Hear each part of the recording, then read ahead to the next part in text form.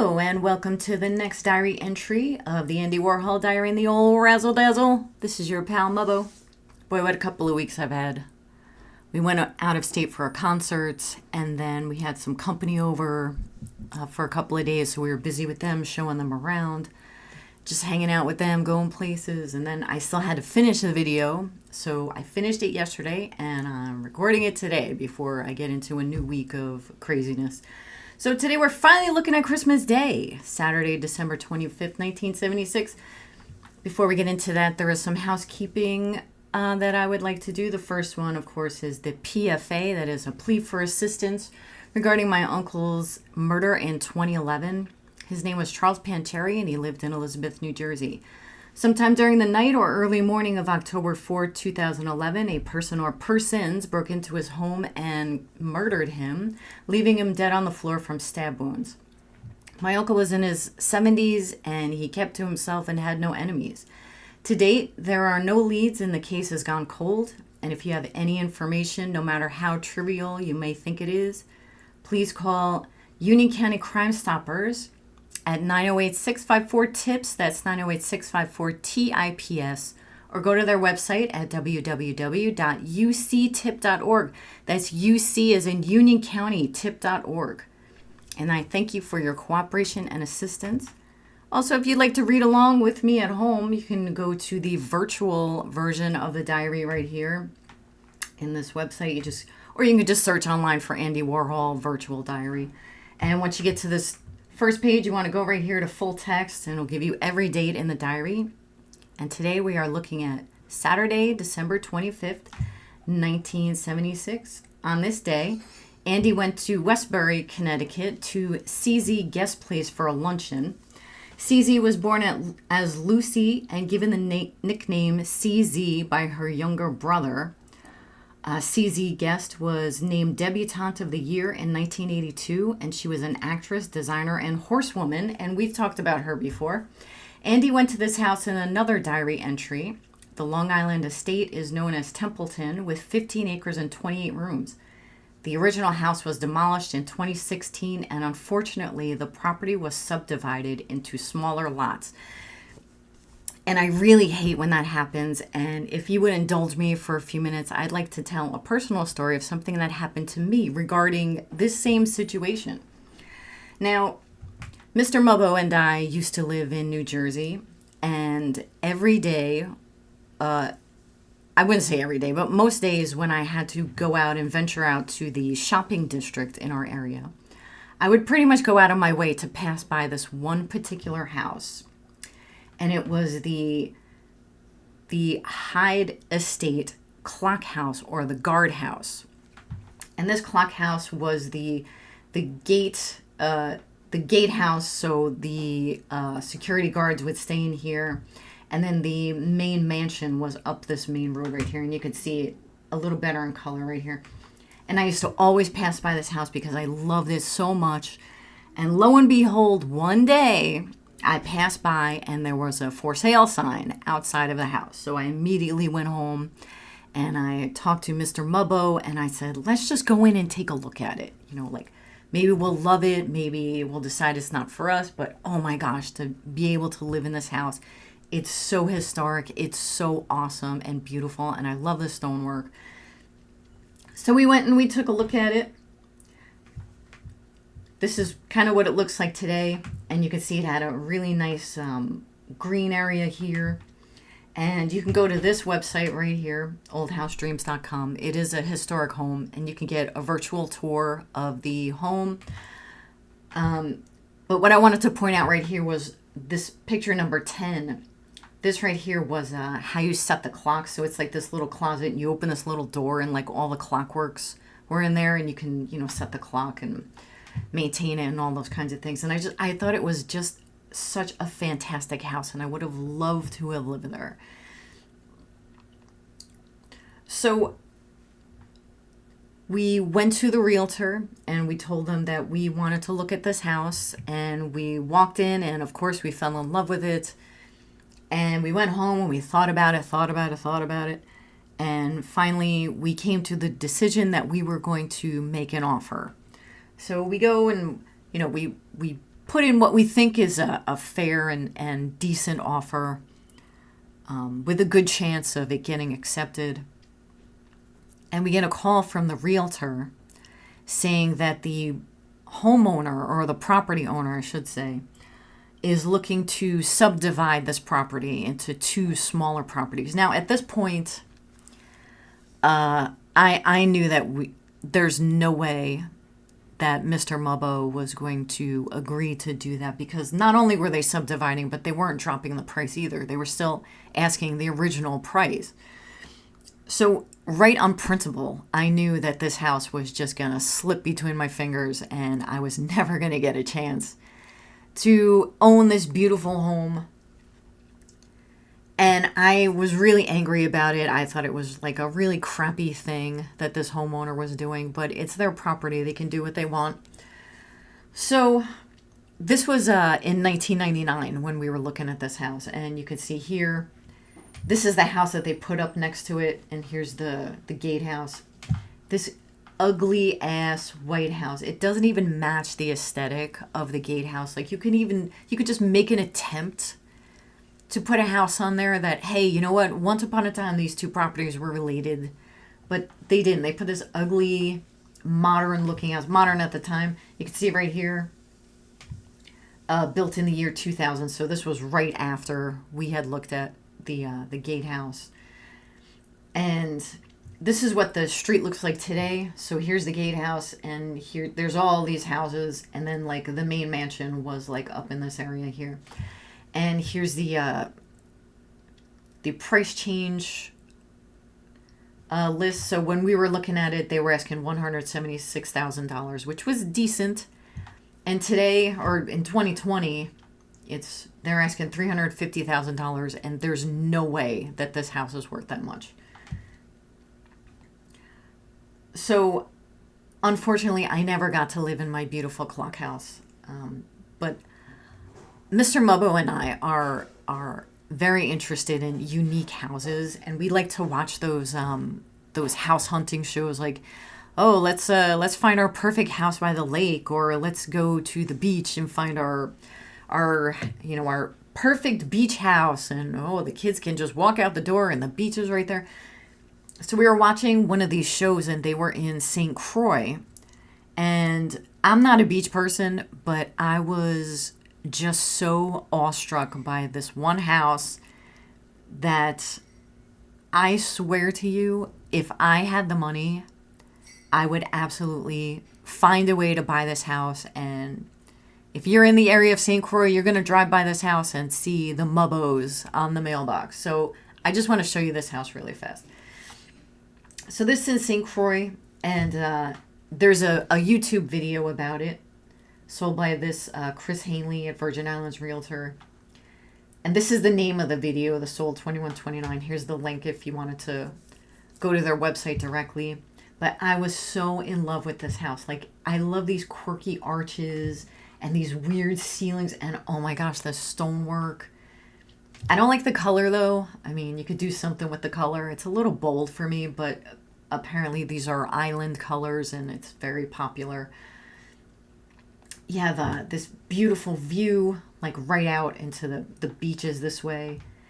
And here's the view from the balcony. So that's this right here. And you have this nice little dipping pool. And this is an arch that goes into the kitchen. It's just a beautiful house. Oh my God. I just love it so much. I love this house. Anyway, there's something that I'll probably never get to live in. But if I ever get the money, you bet your ass I'm going to buy this house. So, back at this party at CZ Guest Place, Andy had a lot to say about the decorations, saying it looked just like a magazine spread in McCall's or House and Garden. However, he was a little surprised that with all the effort that was put in, CZ was using some plastic decorations versus real greenery in the wreaths. Now this, to me, some people might love this, but this is way too much Christmas for me. This is actually from House and Garden. So I can imagine what CZ Guest's house looked like if you want to just kind of take this. Like, I could see this in a mansion. This is a little much. And this, like, how do you even use your kitchen if it's like this? I actually work with somebody in my day job who, right after Halloween, not even after Thanksgiving, after Halloween, he's already pulling out the Christmas decorations. I mean, whatever. But this is a little too much for me. At this Christmas party, CZ gave everyone the bug repellent that she designed as gifts. Now, AI states that CZ did not start marketing her bug repellent until 1990, but at this point in the 70s, she was probably experimenting with prototypes. She had a horse riding accident in the 70s, so it kind of put a damper on her and kept her homebound. So at this point, she decided to try and invent something. I did find a New York Times article about it, but you have to pay for a membership, and I'm not doing that. And I tried to put this snip into AI thinking that maybe they could read it, but it says it's too blurry. You can see the excerpt that I found from an online article that talks a little bit about the bug spray right here. And if you'd like to read the whole article, you can go right to this link right here. Back at the luncheon, Andy mentions that 90-year-old Kitty Miller, who's this lady here, was in attendance and that she's still using blue shoe polish to cover her hair. Kitty Miller was born Catherine Bach, B-A-C-H-E, and she was an American art collector and philanthropist. In 1926, she was at a Paris art gallery and fell in love with a painting known as Red Boy, painted by Spanish artist Francisco de Goya in the 1780s. So Francisco de Goya, everybody knows about the black paintings. You have Saturn eating his son and all the black paintings that were painted on the wall of the house where he spent his last days. Kitty's father purchased the painting for her, which is right here, for $275,000. And a lot of Kitty's friends noted that she developed a strange relationship with this painting and began being very attached to it as if it were a living being. Kitty was also known for her very lavish New Year's Eve parties that supported various charities, including Roosevelt Hospital, and she raised millions of dollars for that hospital. Andy makes a few comments about the pies that were there. He really liked them. They had apple, mince, and plum. And about the presentation of the turkey, saying it was sliced up before it was brought to the table, so it resembled a turkey puzzle. And here you can get some ideas for your turkey. This looks really nice. I'm not sure about this, though. Here's a gummy turkey with 26,625 calories. And if you're feeling especially bold, you can make a turkey cake. Andy mentions that Kitty was drunk when a Spanish ambassador who was at the party said a few words, and Kitty screamed that she can't speak Spanish. It started to snow a little, so they thanked their host for their dinner and headed back to Manhattan to get ready for the Jaggers get-together. That would be Mick and Bianca. Andy stopped by his place and glued, which is Andy speak for putting his wig on. And they headed up to the East 72nd Street house, which I tried to locate in another video, but I couldn't pinpoint exactly which one it was. So here's 72nd Street. So they were somewhere around here, somewhere on the street. Andy said his group was the first to arrive, and the mysterious Nick Scott from the last video was at the party. AI is doing its best to find out who he is, and I still can't find any photos of him, which is leading me to believe this might be a pseudonym. I came across a good article about some of Andy's closest friends. If you want to check that out, it's right here, the Revolver Warhol Gallery, and all of Andy's friends. And don't forget to stop by the gift shop on your way out. According to Andy, the mysterious Nick, who was at the time working as the Jaggers houseboy, was supposed to show up early that morning and help out, but didn't end up coming over until 6 p.m., which means that Bianca had to do everything. Now, I did ask someone on the Andy Warhol Facebook group who they thought that Nick Scott was. Maybe some insider had some information, and the only thing I could get was that he was a rent boy. He was a trick just from around the neighborhood. So I don't know if we're going to run into him again, but the internet can't seem to find anything about him. Now, if you remember from the last video, Andy was holding on to a kitten, giving to him, given to him to hold on to by Baby Jane Holzer and her hair. Baby Jane gave the kitten on behalf of her son, Rusty. And upon receiving the kitten, Jade was giving the kitten several names like Lydia and Harriet. And Andy felt sorry for the kitten, thinking that maybe it was going to have a horrible home, and I tend to agree with him. Mick Jagger sat down next to Interview magazine editor and author Bob Colacello, who we've talked about a couple of times. He wrote this fantastic book, Holy Terror. I highly recommend it. Mick offered Bob a pick-me-up, and Bob accepted and said that he was feeling rather tired. John and Yoko showed up to the party, and Mick was so excited, he ran over to them with the drugs that he had on the spoon meant for Bob and gave it to John Lennon instead. I'm assuming if you're watching this video, you know who John and Yoko are. John, of course, was in some little fringe band. I can't remember the name right now. And Yoko was an artist and songbird in her own right. Look how much they love her singing here. Back at the party, Halston and Loulou de la Falaise put a lot of the party pick-me-up in a covered dish on the coffee table and would encourage other guests to look in it for a surprise. Loulou is the daughter of Maxime de la Falaise, who we've talked about a few times. Loulou was a model and jewelry designer for YSL, that's Yves Saint Laurent, and Halston, of course, being the clothing designer and good friend of Andy's. And here you can see some of Loulou's designs here. She used a lot of enamel and semi-precious stones. And you might think this is cheap, gaudy costume jewelry, but it's actually considered very high-end jewelry. Paloma Picasso was also there, and we talked about her a little bit in the last video. Andy liked Paloma Picasso more than he liked her father, Pablo, and I think he was a bit fascinated by her. Jay Johnson, the twin brother of Andy's partner, Jade, brought a woman named Delia Doherty, and she was a fashion designer. And when I tried looking for a background on Delia, the internet community said that not a lot of known is about her, except that she was a fashion designer. And she was one of Peter Hujar's circle, who was a photographer back then.